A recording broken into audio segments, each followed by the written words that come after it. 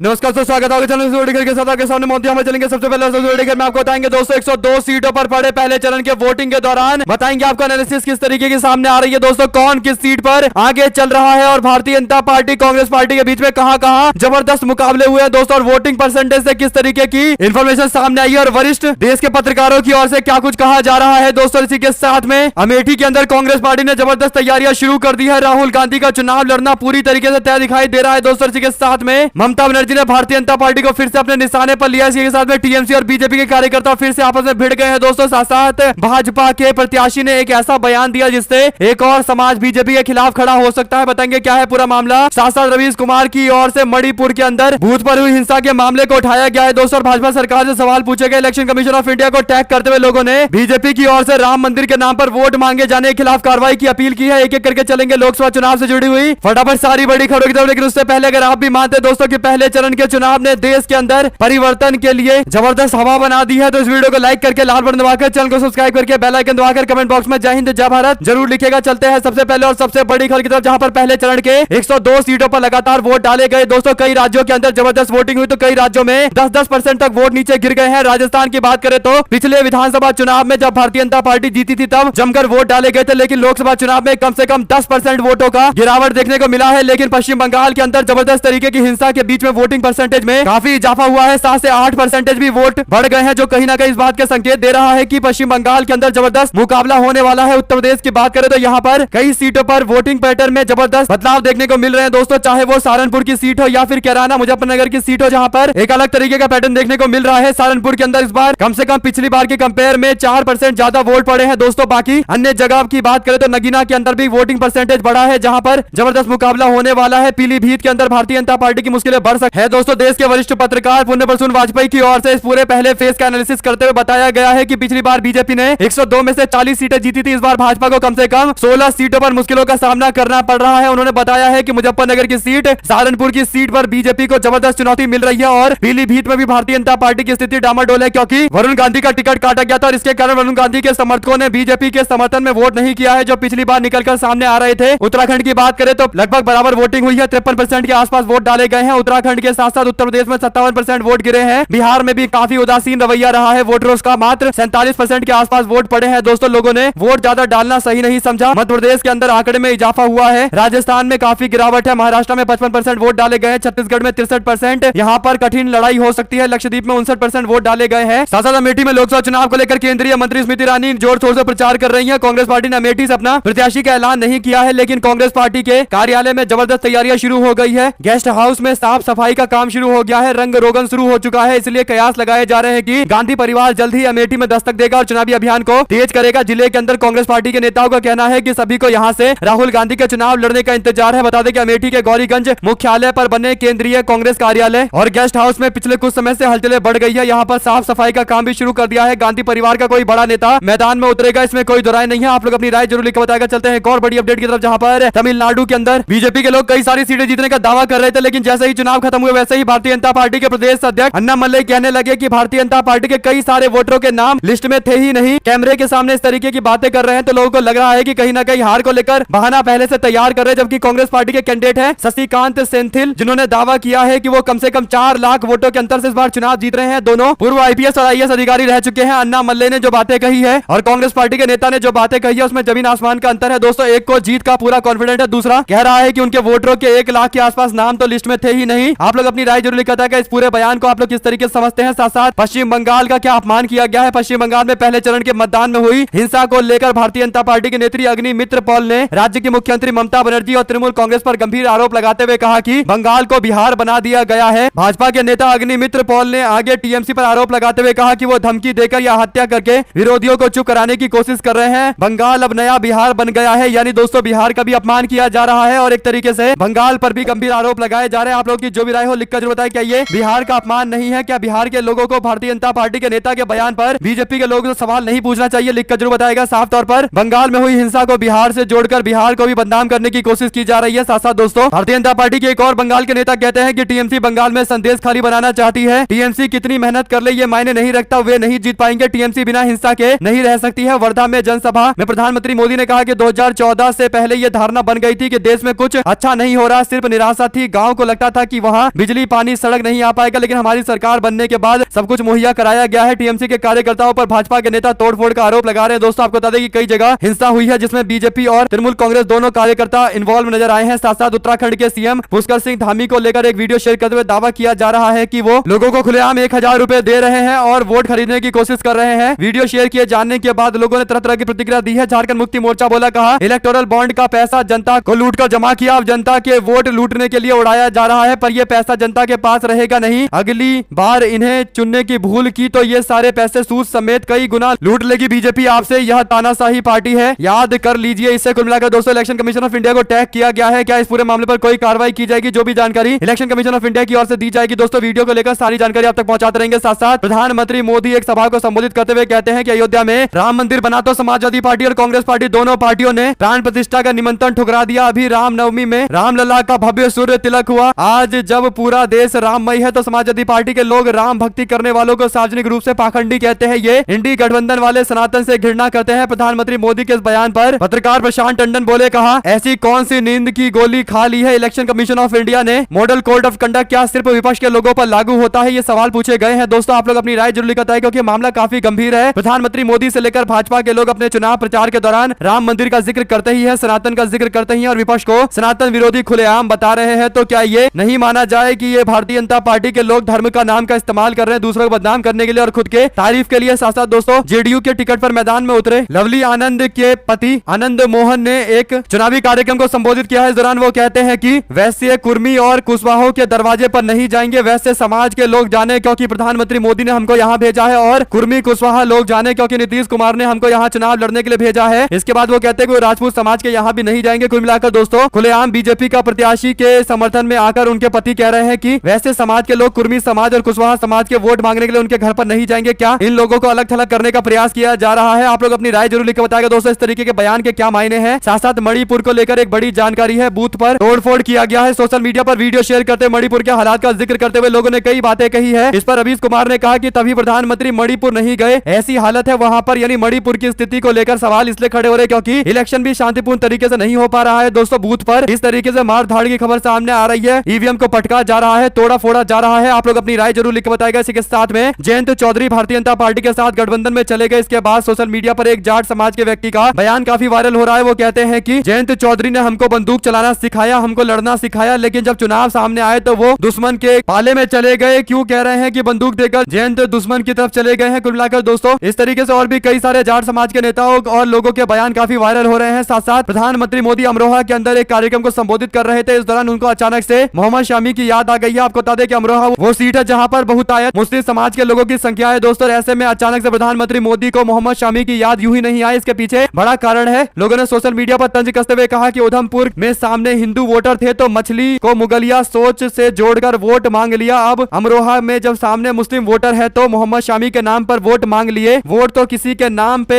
मांग सकता है, हमारा शेर वोट मांगने का, ऐसा टैलेंट पृथ्वी पर 420 साल में एक बार ही आता है। कुल मिलाकर दोस्तों तंज कसते हुए बातें कही गई है। आप लोग अपनी राय जरूर लिख बताएगा। साथ साथ लोकसभा चुनाव के मद्देनजर बीएसपी ने हरदोई सुरक्षित सीट से भीमराव अंबेडकर को मैदान में उतारा है। संत कबीर नगर से मोहम्मद आलम, फतेहपुर से डॉक्टर मनीष सिंह सचान और फिरोजाबाद से भी बीएसपी प्रत्याशी बदल दिया गया है। यहाँ से अब चौधरी बशीर को पार्टी ने मैदान में उतारा है। सीतापुर से महेंद्र सिंह यादव, महाराजगंज से मोहम्मद मौसमे आलम को और मिसिक से बीआर अहिरवार को और मछली शहर सुरक्षित सीट से कृपा शंकर सरोज को मैदान में उतारा गया, जबकि भदोही से अतहर अंसारी और फूलपुर से जगन्नाथ पाल को मैदान में उतारा गया है। दोस्तों बीएसपी ने वाराणसी की सीट पर भी अपना उम्मीदवार बदल दिया है। अतहर जमाल लारी की जगह सैयद नियाज अली को मैदान में उतारा गया है। मुस्लिम उम्मीदवार बीएसपी ने यहाँ पर उतारा है। इससे साफ तौर पर प्रधानमंत्री मोदी और बीजेपी को फायदा पहुंचने वाला है, इसमें कोई दो राय नहीं है। साथ साथ दोस्तों एक दावा किया जा रहा है कि एबी न्यूज के एक शो में लोगों ने जमकर हाथापाई की है, यहाँ तक कि कुर्सियां तोड़ दी गई है। वीडियो शेयर करते हुए महावीर जैन लिखने लगे कि हमेशा कहने वाला न्यूज चैनल एबी न्यूज की हालत। एबी न्यूज मतलब मोदी को रखे आगे, आज आगे रखने के चक्कर में खुद को रफू चक्कर होना पड़ा और मोदी के पक्ष में झूठा माहौल बनाओ और नहीं। एबी न्यूज सबसे पहले अपने न्यूज चैनल की टीआरपी सुधारो, बाद में मोदी को आगे रखना, अब सत्ता की दलाली का हिसाब जनता लेगी। कुल मिलाकर दोस्तों ये जो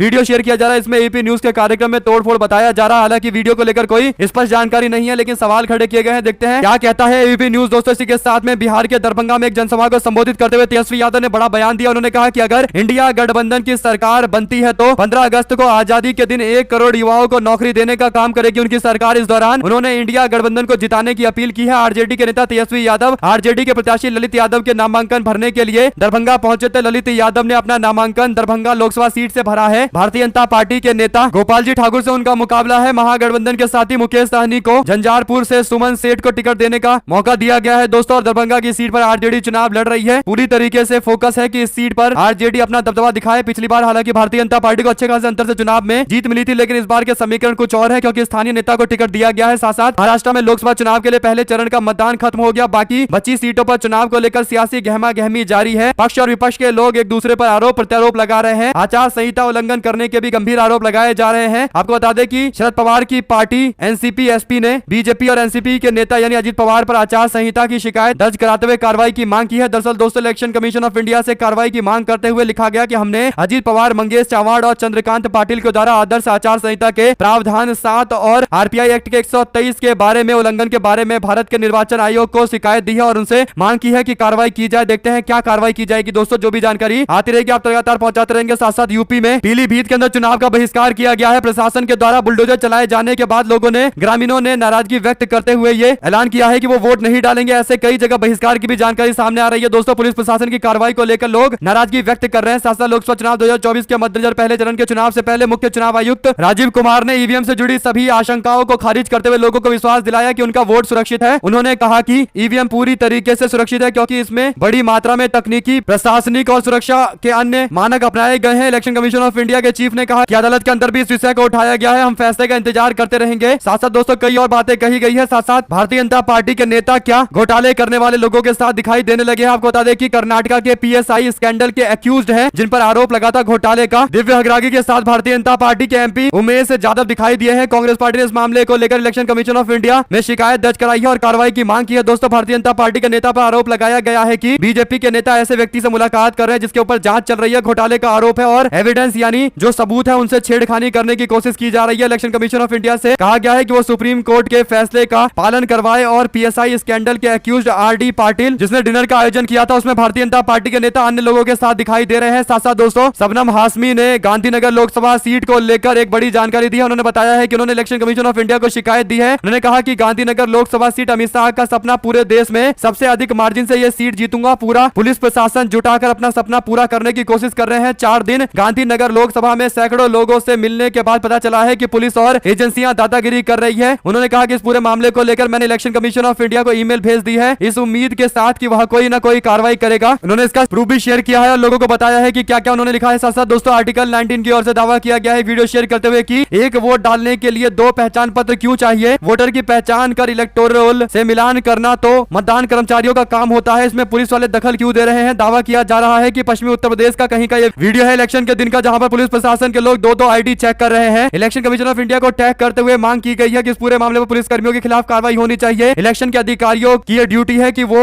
पहचान पत्र या कोई भी अन्य आइडेंटिटी प्रूफ को चेक करें, ना कि पुलिस प्रशासन के लोगों का ये काम है। इस पर बोले प्रशांत टंडन कहा यह मतदाताओं के पहचान पत्र को देखना मतदान अधिकारी का काम है, पुलिस का नहीं। पुलिस का काम केवल सुरक्षा का है। इस तरह का पुलिस या हस्तक्षेप मताधिकार में बाधा पहुंचाने वाला है। पुलिस को संविधान और कानून के दायरे में रहकर काम करना चाहिए, सत्ताधारी पार्टी के बाउंसर के रूप में नहीं। आप लोग अपनी राय जरूर लिखा जाएगा। साथ साथ दोस्तों मुजफ्फरनगर के बुढ़ाना क्षेत्र में हुसैनाबाद गांव में मुस्लिम वोटरों की लंबी लाइन लगी है। ये जानकारी देते हुए जाकिर अली ने दावा किया है कि बढ़ चढ़कर लोग वोट डाल रहे हैं। इस पूरे मामले पर जानकारी यह है कि एसएसपी अभिषेक खुद जाकर लोगों के आईडी चेक कर रहे हैं। इलेक्शन कमीशन ऑफ इंडिया से पूछा जा रहा है कि क्या केवल एक ही धर्म के लोगों के आईडी चेक किए जाएंगे और पुलिस प्रशासन का ये काम है क्या आईडी चेक करने का। आप लोग अपनी राय जरूर लिखे बताएगा। दोस्तों कई सारी खामियां हैं जिसे इलेक्शन कमीशन ऑफ इंडिया को रिपोर्ट की जा रही है और मांग की जा रही है कि आयोग इस पर कार्रवाई करे ताकि आयोग की निष्पक्षता को लेकर कोई सवाल ना खड़े हो। साथ साथ दोस्तों पटियाला में बुधवार को नवजोत सिंह सिद्धू के घर पर बैठक हुई। इस बैठक में नवजोत सिंह सिद्धू और उनके गुट के नेताओं ने फैसला किया है कि लोकसभा चुनाव में वो ना तो कांग्रेस पार्टी के प्रत्याशी के पक्ष में प्रचार करेंगे, ना ही कोई कार्यक्रम कांग्रेस पार्टी के प्रत्याशी के साथ करेंगे। इस बैठक में नवजोत सिंह सिद्धू के अलावा पंजाब कांग्रेस के पूर्व अध्यक्ष शमशेर सिंह ढुल्लो और पूर्व विधायक नाजर सिंह मान साहिया और जगदेव सिंह कामुल भी मौजूद रहे। साथ साथ अन्य नेताओं ने स्पष्ट कर दिया है कि वो प्रचार नहीं करेंगे। एक तरीके से कांग्रेस पार्टी को इससे नुकसान हो सकता है दोस्तों। हालांकि सवाल से बड़ा यह है कि कांग्रेस पार्टी के नेता है नवजोत सिंह सिद्धू अपने आप कैसे फैसला ले सकते हैं कि प्रचार नहीं करेंगे, उनको पार्टी के आदेशों का पालन करना पड़ेगा। आप लोग अपनी राय जरूर लिखकर बताएगा दोस्तों। इसी के साथ में तेजस्वी यादव ने 14 दिनों में 46 सभाएं की है, लेकिन एक भी सभा कांग्रेस पार्टी के उम्मीदवार के लिए नहीं की गई है। बिहार को लेकर जानकारी देते हुए मीडिया में दावा किया गया है कि महागठबंधन का सबसे बड़ा नाम है आरजेडी। आरजेडी ने सबसे ज्यादा उम्मीदवार उतारे हैं, लेकिन प्रचार के दौरान तेजस्वी यादव ने पिछले 14 दिन में 46 सभाएं की है, लेकिन एक भी सभा कांग्रेस पार्टी के लड़ रहे उम्मीदवारों के समर्थन में नहीं की गई है। तेजस्वी यादव तीसरे चरण में खगड़िया सीट पर सीपीएम और चौथे चरण में बेगूसराय की सीट पर सीपीआई के उम्मीदवार के लिए वोट की अपील करेंगे। लेकिन दूसरे चरण में 3 सीटों पर लड़ रही कांग्रेस पार्टी को अभी तक तेजस्वी यादव के प्रचार का इंतजार है। पहले चरण में 4 सीटों पर आरजेडी चुनाव लड़ रही थी, जिसके लिए उन्होंने जमकर प्रचार किया है। अब दूसरे चरण में क्या तेजस्वी यादव कांग्रेस पार्टी के लिए प्रचार करेंगे, ये बड़ा सवाल है। दोस्तों, आप लोगों की जो भी राय हो लिखकर जरूर बताएगा। हालांकि इंडिया गठबंधन बना हुआ है तो तेजस्वी यादव प्रचार जरूर करेंगे, और पहले चरण में जब कांग्रेस पार्टी का कोई उम्मीदवार ही नहीं लड़ रहा है तो प्रचार कैसे करते, अपने आप में बड़ा सवाल है। मीडिया में छप रही इन रिपोर्ट के बारे में आप लोग अपनी राय जो लिखता है। साथ साथ एक्सिस माई इंडिया के प्रदीप गुप्ता ने दावा किया है कि उनके नाम से, उनकी कंपनी के नाम से झूठ फैलाया जा रहा है। उन्होंने कोई ऐसा सर्वे नहीं किया है जिसमें हंग असेंबली की बात कही गई हो। दरअसल दोस्तों, एक दिन पहले लगातार इस तरीके की तस्वीरें शेयर की जा रही थी। दावा किया जाता है कि यह सर्वे है जिसमें हंग असेंबली कही गई है। ना इंडिया गठबंधन ना एनडीए गठबंधन, किसी को बहुमत नहीं मिल रहा है। साथ साथ छिंदवाड़ा में चुनाव के दौरान टेंशन काफी ज्यादा बढ़ गई। छिंदवाड़ा सीट पर कमलनाथ के बेटे नकुलनाथ मैदान में उतरे हुए हैं। बीजेपी के विवेक बंटी साहू उम्मीदवार बनकर चुनाव लड़ रहे हैं दोस्तों, लेकिन काफी ज्यादा आपस में कलेश देखने को मिला है। कांग्रेस पार्टी और बीजेपी के कार्यकर्ता छिंदवाड़ा में वार्ड नंबर 25 पर एक दूसरे से भिड़ गए, जमकर हाथापाई हुई है। बाद में पत्थरबाजी भी की गई, लाठियां भी चली है। इस मौके पर पुलिस प्रशासन ने दखल देते हुए लाठियां भाज रहे नेताओं के खिलाफ कार्रवाई की और उनको तितर बितर कर दिया। साथ साथ दोस्तों, प्रियंका गांधी आज कई जगह बड़े कैंपेन करने वाली है। केरल के अंदर उनकी ताबड़तोड़ रैलियां होंगी। पहली रैली वो पब्लिक मीटिंग करेंगी चालकुडी के अंदर, इसके बाद पथनमथिट्टा के अंदर भी पब्लिक रैली को संबोधित करेंगे और इसके बाद तिरुवनंतपुरम जाने वाली है दोस्तों, जहां पर शशि थरूर चुनावी मैदान में उतरे हुए हैं। कांग्रेस पार्टी के उम्मीदवार है, वहां पर भी उनके लिए प्रचार करने वाली है। आज पूरा दिन उनका बिजी रहने वाला है। साथ साथ राहुल गांधी भी कई सभाओं को संबोधित करने वाले हैं दोस्तों। साथ साथ बीएसपी की प्रमुख मायावती ने कहा कि वोट हर पात्र नागरिक का संवैधानिक अधिकार है। पूरी निर्भयता के साथ इस हक का इस्तेमाल करके सत्ता में अपनी प्रभावी भागीदारी सुनिश्चित करने का भरसक प्रयास करे। चुनाव आयोग भी स्वतंत्र व निष्पक्ष चुनाव तथा खासकर गरीबों, मजलूमों, महिलाओं को वोट देने में उनका पूरा सहयोग करे। बीएसपी प्रमुख ने ज्यादा से ज्यादा वोट की अपील की है। बीते दिन जब वोट डाले जा रहे थे तब ये जानकारी दी गई है दोस्तों। इसी के साथ में योग गुरु बाबा रामदेव के खिलाफ बिहार और छत्तीसगढ़ में 3 साल पहले मामले दर्ज किए गए थे। केसों का स्टेटस सुप्रीम कोर्ट ने पूछा है। अदालत ने कहा कि कोरोना महामारी के इलाज को लेकर एलोपैथिक चिकित्सा पद्धति पर टिप्पणी के चलते ये केस दर्ज हुए थे। आखिर इनमें क्या प्रगति हुई है? अदालत ने बाबा रामदेव की ओर से दोनों केस को क्लब करने यानी एकजुट करके एक जगह कार्रवाई करने की मांग की है। पूरे मामले पर जस्टिस एम सुंदरेश और जस्टिस पीवी वराले की बेंच ने पूछा कि यह मामला 2021 का है, इसमें अब तक कोई चार्जशीट दाखिल नहीं हुई है। यदि आपके आवेदन पर विचार किया जाए तो फिर हमें यह जानना होगा कि इन केस का स्टेटस क्या है। साथ साथ दोस्तों, बंगाल में रामनवमी में हुई हिंसा के मामले को लेकर इलेक्शन कमीशन ऑफ इंडिया ने कार्रवाई की है। थाना प्रभारियों को उनके पदों से हटा दिया गया है। पश्चिम बंगाल के मुर्शिदाबाद में बुधवार को रामनवमी की शोभा यात्रा पर पथराव हुए थे। हिंसा की घटना की गाज स्थानीय थाना प्रभारियों पर गिरी है। चुनाव आयोग ने यहाँ के बेलडांगा और शक्तिपुर थाना के थानेदारों के खिलाफ कार्रवाई की है। कई और लोगों के खिलाफ कार्रवाई की जा रही है दोस्तों। साथ साथ दारुल उलूम देवबंद के सदर और जमीयत उलेमाए हिंद के अध्यक्ष मौलाना अरशद मदनी ने लोकसभा चुनाव 2024 से पहले वोटिंग से पहले बयान देते हुए कहा कि आज मुसलमानों को पाबंद किया जा रहा है, हम पर यूनिफॉर्म सिविल कोड लादा जा रहा है, सबसे अधिक नुकसान मुसलमानों का है, सबसे अधिक मार मुसलमानों को पड़ रही है। उनके पहले फेज के इलेक्शन से पहले यह बयान आया था दोस्तों। इसके बाद भारतीय जनता पार्टी के लोगों की ओर से प्रतिक्रिया दी जा रही है और विपक्ष की ओर से भी अपनी बातें कही जा रही है। साथ साथ कांग्रेस पार्टी की सोच हमेशा विकास और किसान विरोधी रही है। यह बयान कोई और नहीं बल्कि प्रधानमंत्री मोदी महाराष्ट्र के वर्धा के अंदर दे रहे थे। हालांकि प्रधानमंत्री मोदी को बताना चाहिए था कि उनकी सरकार 3 काले कानून लेकर क्यों आई थी। अगर उनकी सरकार किसानों की हितैषी है तो, और एमएसपी पर लीगल गारंटी उनकी सरकार देने को तैयार क्यों नहीं है। प्रधानमंत्री मोदी को अपने सरकार के पॉलिसी को लेकर उठ रहे सवालों का जवाब देना चाहिए, ना कि विपक्ष के नेताओं और उनकी पार्टी की सरकारों पर टिप्पणी करना, वो भी बिना किसी सबूत के। आप लोग अपनी राय जो लिखा था। साथ साथ दोस्तों, पत्रकार लोगों से पूछते हैं कि मुद्दे क्या है। लोग इस पर कहते हैं बेरोजगारी, महंगाई, छोटे व्यापारी मुद्दा है। 4 जून को झोला उठाने का टाइम आ गया है। इस तरीके से लोगों ने तंज कसा है दोस्तों। आप लोग अपनी राय जो लिखा है, क्योंकि ये मामला स्पष्ट है कि जो बेरोजगारी और महंगाई बोल रहा है उनका वोट किसके लिए जाएगा और किसके खिलाफ जाने वाला है। आप लोगों की जो भी राय हो लिखेगा जरूर। साथ साथ बिहार में लोकसभा चुनाव से पहले तेजस्वी यादव की जनसभा में हुए गोलीकांड को लेकर सियासत गर्मा गई है। इस बीच लोक जनशक्ति पार्टी के राष्ट्रीय अध्यक्ष चिराग पासवान ने पूर्व डिप्टी सीएम तेजस्वी यादव को पत्र लिखकर नाराजगी व्यक्त की है। उन्होंने तेजस्वी यादव को पत्र लिखकर उनकी मां को रैली में दिए गए गाली को लेकर नाराजगी व्यक्त की है। दोस्तों, आप लोग अपनी राय जरूर लिखकर बताएगा। चलते हैं एक और बड़ी खबर की तरफ, जहां पर अमित शाह बोले, कहा ईवीएम में कोई खामी है तो हिमाचल प्रदेश में ये लोग कैसे चुनाव जीते हैं, तेलंगाना में कैसे चुनाव जीते, ममता दीदी बंगाल में कैसे चुनाव जीती है। जब आप जीत रहे हैं तो शपथ ले लेते हैं और ईवीएम से परेशानी नहीं होती, लेकिन जब हार जाते हैं तो ईवीएम को गाली देते हैं। केंद्रीय गृह मंत्री अमित शाह एक मीडिया के कार्यक्रम को संबोधित करते हुए दावा कर रहे थे। साथ साथ दोस्तों, अजित पवार गुट के नेता छगन भुजबल ने ऐलान किया है कि वो चुनाव नहीं लड़ेंगे। दरअसल दोस्तों, भुजबल ने साफ कर दिया है कि महायुति से जिसे भी प्रत्याशी बनाया जाएगा उसको समर्थन किया जाएगा। दरअसल दोस्तों, एक सीट थी नासिक की जिसे लेकर दोनों पार्टियों के बीच विवाद हो गया था। एकनाथ शिंदे और एनसीपी अजित पवार गुट के नेताओं के बीच में दोनों अपनी अपनी दावेदारी कर रहे थे। जो जानकारी मिल रही है उसके अनुसार भुजबल की घोषणा के बाद सांसद हेमंत गोडसे ने अपनी प्रतिक्रिया दी। उन्होंने कहा कि अभी तक गठबंधन का उम्मीदवार तय तय नहीं हुआ। मैं नासिक लोकसभा क्षेत्र से मौजूदा सांसद हूँ। पिछले 10 साल से मैंने क्षेत्र के लिए काम किए हैं। सवाल यह है कि क्या एक बार फिर से उनको चुनावी मैदान में उतारा जाएगा या फिर टिकट बदला जाएगा? आप लोग अपनी राय जो लिखा था। साथ साथ दोस्तों नागौर में मतदान तो हुए, लेकिन इस दौरान ज्योति मिर्धा और हनुमान बेनीवाल के समर्थक एक दूसरे से भिड़ गए। नागौर की सीट पर जबरदस्त मुकाबला हुआ था। इस बार काफी बयानबाजी भी हुई थी और समर्थक आपस में भिड़ गए। तो समझ सकते हैं आप कितना इंटेंसिव चुनाव रहा होगा। दोस्तों हमारे साथ लगातार जुड़े रहने के लिए सभी दोस्तों, भाइयों, बहनों, मित्रों का बहुत बहुत धन्यवाद। देख रहे थे आपका अपना चैनल जय हिंद जय भारत। बहुत बहुत धन्यवाद। जैसे आते इस वीडियो को अपने लोग तक शेयर कीजिएगा। बहुत बहुत धन्यवाद।